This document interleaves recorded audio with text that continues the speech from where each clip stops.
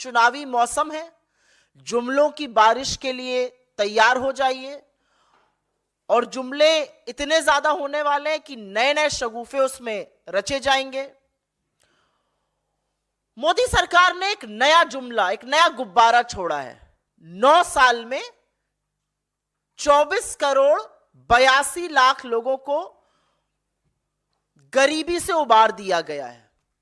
लेकिन कहीं ना कहीं यह गरीबों के खिलाफ एक साजिश रचने की भी बू आती है। अपने चिर परिचित अंदाज में यह गुब्बारा छोड़ा गया। प्रधानमंत्री से लेकर भक्त मंडली तक ने नीति आयोग के इस दंभ में खूब हवा भरी, लेकिन यह झूठ इतना बड़ा और यह मजाक इतना भद्दा था कि कुछ ही देर में फुस पटाखा साबित हो गया। मल्टी डायमेंशनल पॉवर्टी, बहुआमी गरीबी जिसको कहा जाता है, उससे करीब 25 करोड़ लोगों को उबार दिया गया। सरकार का नया जुमला यह है, उठा लीजिए, इससे किसी को क्या समस्या हो सकती है? हम सब चाहते हैं गरीबी कम हो, हम सब चाहते हैं गुर्बत कम हो, हम सब चाहते हैं लोगों को रोजगार मिले, हम सब चाहते हैं लोग संपन्न हो। अगर सरकार का यह दावा मान भी लिया जाए तो इस देश में ना बेरोजगारी है, ना महंगाई है, ना भुखमरी है, ना आर्थिक असमानता है, सब चकाचक चंगा सी है।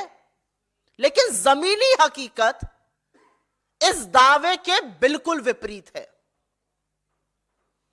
और इस जुमले में, इस गरीबी के कम होने वाले जुमले में 4 बड़ी समस्याएं हैं। ये जो जुमला, ये जो दंभ भरा गया है कि 24 करोड़ 82 लाख लोग गरीबी से उबार दिए गए हैं, इसमें 4 बड़ी समस्याएं हैं। उन चारों समस्याओं को संक्षिप्त में पढ़ देती हूं और उसके बाद उसमें डिटेल में बात कर लेंगे। अगर गरीबों की संख्या घट गई है तो कंजम्पशन मतलब उपभोग लगातार घट क्यों रहा है? आज आप और हम अगर ज्यादा पैसा हाथ में आता है तो खर्चा करते हैं, लेकिन लगातार उपभोग इस देश में घट रहा है। अगर सरकार की ही माने और गरीबी की दर 11.7% पर आ गई है तो सरकार 11.7% का मतलब हुआ कि इस देश के 140 करोड़ में करीब सिर्फ 15 करोड़ गरीब रह गए। तो सरकार की क्या मजबूरी है? किस मजबूरी के तहत आपको 80 करोड़ लोगों को मुफ्त का राशन देना पड़ रहा है? और यहीं से साजिश की भी शुरुआत होती है और अभी उसके बारे में बात कर लेते हैं। नीति आयोग ने किस थर्ड पार्टी से यह आकलन कराया? क्या इसकी पुष्टि आईएमएफ ने, क्या इसकी पुष्टि वर्ल्ड बैंक ने, क्या इसकी पुष्टि किसी थर्ड पार्टी ने की? और अंत में सबसे बड़ी समस्या इस जुमले के साथ यह है कि नीति आयोग ने गरीबी नापने के जो स्थापित मानक है, जो स्थापित मापदंड है, जो क्राइटेरिया है, जो दुनिया भर में इस्तेमाल होता है, उससे हटकर 12 मानकों पे गरीबी नापी गई है। और यह कितनी विचित्र और कितनी विडंबना की बात है कि उन मानकों में से ज्यादातर मानक वो हैं जो सरकार की फ्लैगशिप योजनाओं पर आधारित है। लेकिन कहते हैं ना कि झूठ की जिंदगी, झूठ की जो अवधि होती है वो बड़ी कम होती है। इस सरकार की पोल इस सरकार के आंकड़े ही खोलते हैं। अभी थोड़े दिनों पहले एक ग्रोथ नंबर आया था, बड़ा सीना ठोक ठोक कर उस पर बात हो रही थी। उसी ग्रोथ नंबर पे, उसी जीडीपी नंबर में कंजम्पशन का भी डेटा आया। 4.4% इस वित्तीय वर्ष में कंजम्पशन की वृद्धि की दर है, जो 7.5% थी पिछले साल। मतलब उपभोग लगातार घट रहा है, उपभोग लगातार कम हो रहा है। और अगर इस सरकार की मानी जाए कि करीब 25 करोड़ लोग अब गरीब नहीं रहे, तो वो रोजमर्रा की दैनिक दिनचर्याओं की चीजें क्यों नहीं खरीद रहे? साबुन, तेल, कंघी, मंजन, ये सब तो दैनिक दिनचर्या रोजमर्रा की चीजें हैं। इनको बेचने वाली कंपनियां जो हैं वो हिंदुस्तान यूनिलीवर और आईटीसी जैसी कंपनियां हैं। और उस कंपनी की तिमाही दर तिमाही जो सेल्स है, जो बिक्री है, वो स्टैग्नेंट बनी हुई है, वो बिल्कुल उसमें शिथिलता है। मांग की मंदी उनके आंकड़ों में साफ दिखती है। ब्रिटानिया अपना बिस्कुट नहीं बेच पा रहा है। तो जब लोग कम गरीब हैं तो वो साबुन की टिकिया, सिर पे लगाने वाला तेल, मंजन, बिस्कुट क्यों नहीं खरीद रहे? तो साक्ष्य जो गरीबी के हैं वो सरकार के दावों के बिल्कुल विपरीत है। ये पहला पॉइंट रखना जरूरी है, क्योंकि मांग में आई मंदी साफ झलक रही है। और अगर आप ज्यादा संपन्न होंगे और कम गरीब होंगे तो आप ज्यादा चीजें खरीदेंगे, ज्यादा उपभोग करेंगे, जो इस देश का गरीब नहीं कर रहा है। 19% से ज्यादा गरीबों की संख्या घटकर अब मात्र 11.7% पर आ टिकी है। अच्छी बात है, भगवान करे ऐसा हो। भगवान करे कोई बिना अन्न और आहार के भूखे पेट सोए नहीं।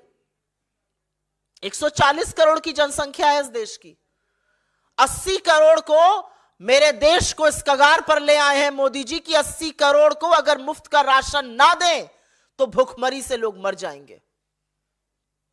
तो कहीं ना कहीं यह एक्चुअली पहल है इन 25 करोड़ लोगों को फ्री के राशन से वंचित करने की। यह साजिश, यह तैयारी शुरू हो चुकी है। राशन आपको देना पड़ रहा है 80 करोड़ को, कह रहे हैं सिर्फ 15 करोड़ गरीब है। यह कितना गंदा और भद्दा मजाक है, यह इनके आंकड़े दिखा रहे हैं। यह मैं दूसरी बात कहना चाहती हूं। तीसरी बड़ी बात यहां पर कहनी जरूरी है। मानक बदलने से सच तो नहीं बदल जाएगा। गरीबी नापने के कुछ तरीके होते हैं, उसमें से एक है कि क्या आपको पौष्टिक आहार, क्या आपको 2 जून का रोटी नसीब हो रही है। मानक बदल दिया गया कि अगर आपके घर में टॉयलेट बनवाया है सरकार ने, शौचालय अगर बना है, तो आप गरीब नहीं है। कोई फर्क नहीं पड़ता कि उसके बाद आपको आहार थाली भर मिल रहा है कि नहीं मिल रहा है। अगर किसी गांव में 5 घरों में बिजली का तार खिंच गया तो पूरे गांव को इलेक्ट्रिफाइड माना जाएगा और वो गरीबी के आंकड़े में जोड़ा जाएगा, वो गरीब नहीं रहेंगे। तो 5 घरों में अगर बिजली आ गई और अगर आपके घर में टॉयलेट बन गया, कोई फर्क नहीं पड़ता आपको खाने को नसीब हो रहा है कि नहीं हो रहा है, आप गरीब नहीं रहे। आपको इस सरकार ने संपन्न घोषित कर दिया है। चौथी और बड़ी बात, क्योंकि इनकी आदत है, बड़ा शौक है इनको, जब नेहरू से छूटते हैं तो यूपीए की सरकार पर आते हैं। यूपीए की सरकार के कार्यकाल के दौरान 27 करोड़ लोगों को गरीबी की सीमा रेखा से बाहर खींचा गया। पर यह हमने अपने कमरे में बैठकर आंकड़ा निकाला और ऐसा नहीं कर दिया। वर्ल्ड बैंक ने थर्ड पार्टी की रिपोर्ट की पुष्टि की, जो स्थापित मानक है दुनिया भर में, और ये ग्लोबल इंडिसेस के चलते जब वहां से पुष्टि हुई तो माना गया कि हां 27 करोड़ लोग गरीबी की सीमा रेखा से उबारे गए। यहां पर तो अपने ही मुंह मियां मिट्ठू बन जाओ, शंखनाद कर दो, बाकी काम तो चरण चुंबकों की मंडली कर ही देगी। असलियत यह है किसका सर्वे किया गया, सर्वे का सैंपल साइज क्या था। मतलब नीति आयोग ने खुद ही अनुमान लगाया, खुद ही सर्वे कराया, खुद ही रिपोर्ट बनाई, खुद ही रिपोर्ट को प्रचारित भी कर दिया और प्रधानमंत्री से लेकर भक्त मंडली तक ने खूब भोपू बजाया उस रिपोर्ट का। और अंतिम बात, जो मूल मुद्दा है, जो लब्बो लबाब है इस पूरे गरीबी के आंकड़े का, असल में मोदी सरकार गरीबों का मखौल नहीं उड़ा रही है। वो आप जैसे समझदार मध्यम वर्ग लोगों का, बुद्धिजीवियों का उपहास बना चुकी है, इस देश का मजाक बना रही है। और कहीं ना कहीं सिर्फ आपको झूठ प्रचारित नहीं किया जा रहा है, खुद भी आंखों पर पट्टी बांधकर झूठ को घोटने का काम हो रहा है। और यह इसलिए हो रहा है क्योंकि इसी आंकड़े पर नीति निर्माण होगा, इसी आंकड़े पर योजनाएं बनेंगी, यही आंकड़ा बताया जाएगा अभी से लेकर चुनाव तक और अभी से लेकर बजट बनने तक, अभी से लेकर नीति निर्माण तक। और इसी आंकड़े के आधार पर साजिश रची जा रही है इन 25 करोड़ लोगों को उनके गरीबी के जो थोड़ी बहुत राहत सरकारें देती हैं उनसे वंचित करने की। यह साजिश है इन 25 करोड़ लोगों को जो सेफ्टी नेट भारत सरकार को देना चाहिए और देती है उससे निकालने की। इन गरीबों को ना सब्सिडी मिलेगी, ना फ्री का राशन मिलेगा। जल्दी ही ये इस सूची से बाहर निकाल दिए जाएंगे। सारी साजिश इसीलिए रची जा रही है। तो अंत में हम सिर्फ इतना कहना चाहते हैं कि गगनचुंबी इमारतों में बैठकर, एसी कमरों में बैठकर, 4 लोगों को बुलाकर, भगवान जाने क्या सैंपल साइज था, भगवान जाने कहां सर्वे किया गया, क्या अनुमान लगाए गए, सरकारी योजनाओं के बल पर आपने एक सर्वे कर लिया, उसको रिलीज कर दिया। असल में यह 10 साल की मोदी सरकार की विफलताओं का सबसे बड़ा प्रमाण है कि जब आज देश चुनाव के मुहाने पर आकर खड़ा हुआ है तो ना आर्थिक असमानताओं का, न बेरोजगारी का, न महंगाई का, न गरीबी का, न गुर्बत का समाधान ढूंढना पड़ा सरकार को, झूठ का सहारा लेना पड़ रहा है। पर आप कितने भी झूठ रच लीजिए, कितने भी झूठ बोल दीजिए, यह देश जुमलों से वाकिफ है। मंडली कितना भी भोंपू बजाए, गरीब त्रस्त है।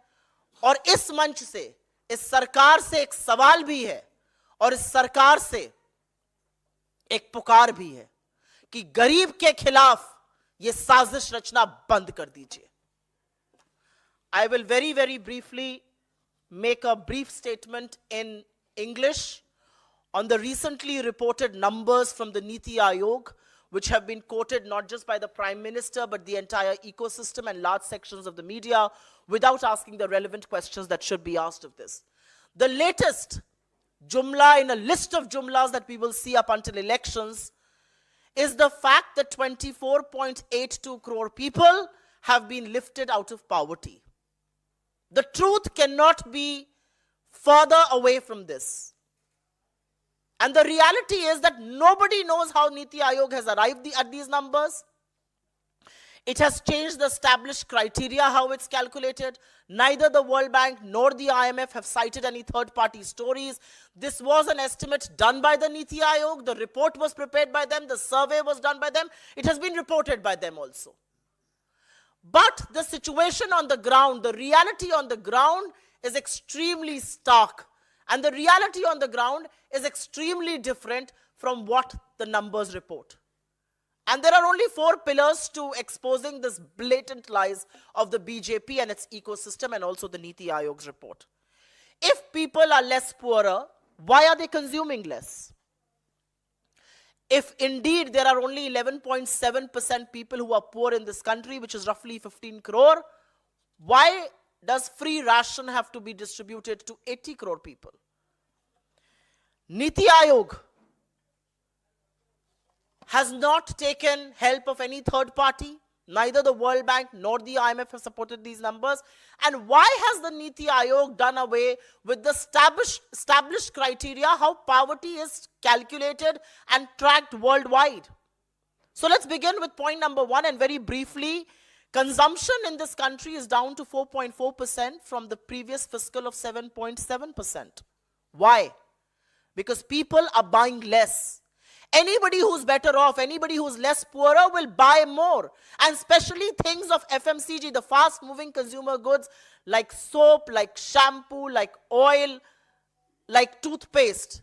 But companies who make those products like HUL or ITC or Britannia who sells biscuits are constantly reporting stagnant sales growth. If people are better off, if people are less poorer, why are they not buying these things? Why is consumption so low? Consumption, which is 60% of our GDP.